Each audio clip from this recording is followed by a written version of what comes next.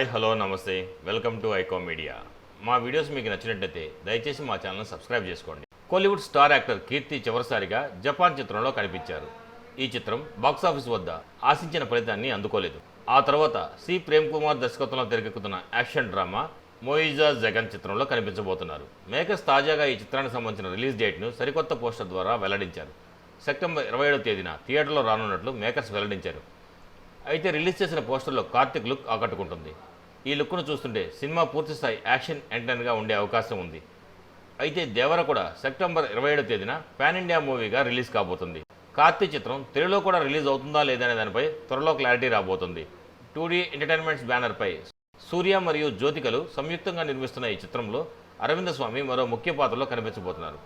గోవింద్ వసంత సంగీతం అందిస్తున్న ఈ చిత్రంపై ప్రేక్షకుల్లో ఆసక్తి నెలకొంది. మా వీడియో మీకు నచ్చినట్లయితే మా ఛానల్ని సబ్స్క్రైబ్ చేసుకోండి.